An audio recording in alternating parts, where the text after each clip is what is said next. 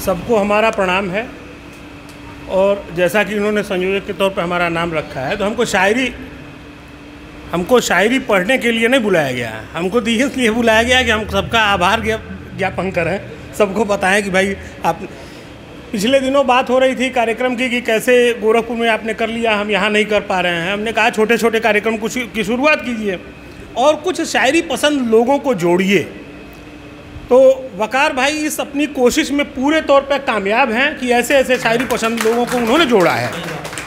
और मुझे उम्मीद ही नहीं है, पूरा विश्वास है इस बात का कि आने वाले समय में बड़े कार्यक्रम भी ये इसी बैनर के तहत कराएंगे। और शायर कैसा भी हो, उस जैसे हमारे कलीम साहब हैं, उनका एक जुमला है कि आदमी अपने इल्म से नहीं अपने अमल से पहचाना जाता है।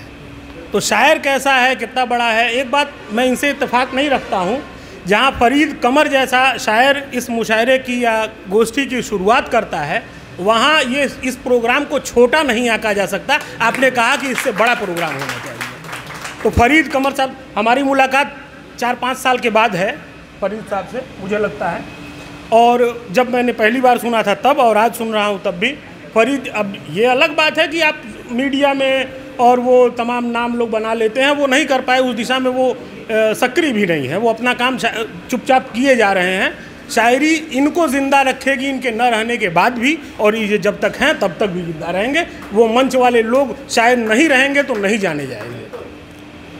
तो ऐसे ऐसे लोग हैं। मैं शायरी क्या पढ़ूँगा, मैं आगे इसको पढ़ता हूँ कि बाँट कर खुशियाँ सभी का दुख बटाना चाहिए। बाँट कर खुशियाँ सभी का दुख बटाना चाहिए, और ज़ख्म अपने बस हकीमों को दिखाना चाहिए। अभी अपने संचालन के दौरान वकार भाई कह रहे थे कि जब आगामी समय में, आने वाले समय में इलियास साहब मुशायरा कराएंगे तो इन्हीं लोगों में से छांट के ले जाएंगे। तो वो अपने ज़ख्म दिखा रहे थे। बाँट कर खुशियाँ सभी का दुख बटाना चाहिए, और ज़ख्म अपने बस हकीमों को दिखाना चाहिए। और आपको हमको गज़ल सुनाने के लिए आपका अंदाज भी कुछ शायर आना चाहिए। शेर यूँ है कि किसी के वास्ते ही मुद्दतों एक घर रहा हूँ मैं। किसी के वास्ते ही मुद्दतों एक घर रहा हूँ मैं, इमारत हो सलामत नींव के अंदर रहा हूँ मैं। किसी के वास्ते ही मुद्दतों एक घर रहा हूँ मैं, इमारत हो सलामत नींव के अंदर रहा हूँ मैं पत्थर हूँ मगर उसने भी मुझको कह दिया पत्थर। मैं पत्थर हूँ मगर उसने भी मुझको कह दिया पत्थर, कि खुद जिसके लिए ही नींव का पत्थर रहा हूँ, कि खुद जिसके लिए ही नींव का पत्थर रहा हूँ मैं। कौमी यकजहती की बात इन्होंने की। मैं इधर हमारा ध्यान तो नहीं जाना चाहिए, मुझे कहना भी नहीं चाहिए। जहाँ इतनी बढ़िया महफिल हो वहाँ इन सब बातों का कोई मूल्य नहीं है। आप लिस्ट देखेंगे इसमें तो इन्होंने कितना बैलेंस रखा है। हिंदू कवि मुस्लिम शायर या हिंदू शायर मुस्लिम कवि लगभग बराबर है। क्या ये ऐसे नहीं होता है कि आप सोच के इसको चलते हैं। वकार भाई के दिमाग में ये बात नहीं रही होगी, चूँकि वो आदमी ढंग के हैं, इस नाते उन्होंने ढंग की लिस्ट भी तैयार की है। ये नहीं है कि पहले से उन्होंने प्लान करके रखा है कि इतने हिंदू रहेंगे, इतने मुस्लिम रहेंगे। और जो जैसा आज का माहौल है, जिस पर जैसा चल रहा है, उसमें इसकी बहुत ज़रूरत है। और मुझे लगता है कि इस समाज में मुशायरे की बहुत ज़रूरत है, इस तरह की महफिलों की बहुत ज़रूरत है, इस तरह की गोष्ठियों की बहुत ज़रूरत है। और उससे भी ज़्यादा ज़रूरत है इस तरह के लोगों का हाथ दे देना कि हाँ हाँ तुम करो, मैं तुम्हारे साथ खड़ा हूँ। मैं इसके लिए फिरोज़ साहब से हमारी मुलाकात झनकौल वाले मुशायरे में हुई थी और आज हुई है। जितना तब प्रसन्नता हुई थी उससे ज़्यादा प्रसन्नता आज इनसे मिलके हुई हमारी। तो ऐसे लोगों को, इलियास साहब का नाम टेलीफोनिक गुफ्तगू में आपका बहुत नाम उन्होंने लिया है हमसे, और आज आपसे मिलके मुझे भी बहुत अच्छा लगा। तो ऐसे लोगों की भी ज़रूरत है। आप लोग आगे आइए, वकार साहब को थोड़ा प्रमोट कीजिए, सहायता करिए, सहयोग कीजिए कि वो आगे आने वाले बड़े बड़े मुशायरे कराएं। हमको बुलाएं ना बुलाएं, मैं गोरखपुर में करा लूँगा। मैं वहाँ से एक मतलब दो शेर कि यदि तुम बढ़ा दो चांदनी की बाह चंदा की तरह, यदि तुम बढ़ा दो चांदनी की बाह चंदा की तरह, भर लूं तुम्हें फिर गंध सा मैं रजनीगंधा की तरह। यदि तुम बढ़ा दो चांदनी की बाह चंदा की तरह, भर लूं तुम्हें फिर गंध सा मैं रजनीगंधा की तरह। यमुना मिले उर्दू की गर संगम पे हिंदी के गले, यमुना मिले उर्दू की गर संगम पे हिंदी के गले, फिर तो प्रवाहित हो मेरी गज़लें भी गंगा की तरह। यमुना मिले उर्दू की गर, यमुना मिले उर्दू की गर। बहुत बहुत आभार सर, बहुत बहुत धन्यवाद, बहुत बहुत। यदि तुम बढ़ा दो चांदनी की बाह चंदा की तरह, भर लूं तुम्हें फिर गंध सा मैं रजनीगंधा की तरह। और यमुना मिले उर्दू की गर संगम पे हिंदी के गले, फिर तो प्रवाहित हो मेरी गज़लें भी गंगा की तरह।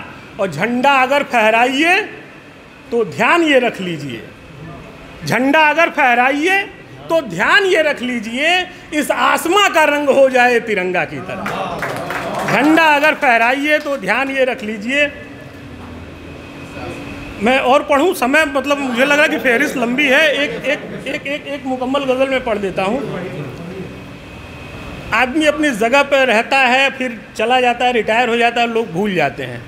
गंगा का अवतरण हिंदू माइथोलॉजी में जो हुआ, वो सगर के पुत्रों को तारने के लिए आई वो, और अब तब से अब तक उन पुण्य दे रही हैं। उनका पानी बहुत अच्छा है, तो उसमें कीड़े नहीं पड़ते हैं, पवित्र माना जाता है। एक शेर इसमें आया है, मैं फिर इंगित करूंगा। मैंने एक शेर बनाने की कोशिश की है।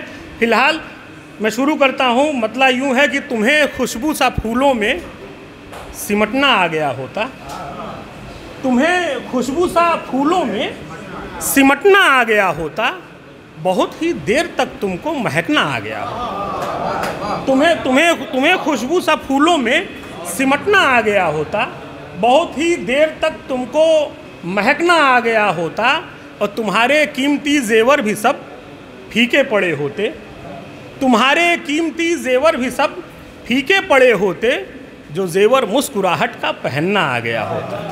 तुम्हारे कीमती जेवर भी सब फीके पड़े होते, जो जेवर मुस्कुराहट का पहनना आ गया होता। एक शेर वकार भाई के लिए कि सरल था रास्ता जिनका गिरे तो उठ नहीं पाए, सरल था रास्ता जिनका गिरे तो उठ नहीं पाए, जो होती राह पथरीली संभलना आ गया होता। सरल था रास्ता जिनका गिरे तो उठ नहीं पाए, जो होती राह पथरीली संभलना आ गया होता।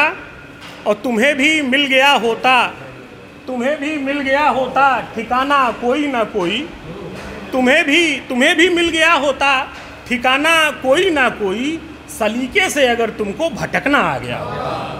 तुम्हें भी मिल गया होता ठिकाना कोई ना कोई, सलीके से अगर तुमको भटकना आ गया था। अब वो शेर हाजिर है जो गंगा जी के लिए मैंने कहा है, और मुझे लगता है कि उससे ज़्यादा रिलेट कर पाएंगे। तुम्हें भी मिल गया होता ठिकाना कोई ना कोई, सलीके से अगर तुमको भटकना आ गया होता। उतर कर भी बुलंदी से, डॉक्टर साहब, उतर कर भी बुलंदी से सदा पूजे गए होते, फरीद भाई, उतर कर भी बुलंदी से सदा पूजे गए होते, जो गंगा सा हिमालय से उतरना आ गया हो। उतर कर भी बुलंदी से सदा पूजे गए होते, उतर कर भी बुलंदी से सदा पूजे गए होते, जो गंगा सा हिमालय से उतरना आ गया होता। और चरागों सा हवा कैसे बुझा देती भला तुमको, चरागों सा हवा कैसे बुझा देती भला तुमको, क्षितिज से सूर्य बन के घर निकलना आ गया हो। चरागों सा हवा कैसे बुझा देती भला तुमको, क्षितिज से सूर्य बन के घर निकलना आ गया होता। और नहीं हालात ये होते न हम ये शायरी करते, नहीं हालात ये होते न हम ये शायरी करते, समय के साथ घर हमको बदलना आ गया। बहुत बहुत आभार, बहुत बहुत धन्यवाद।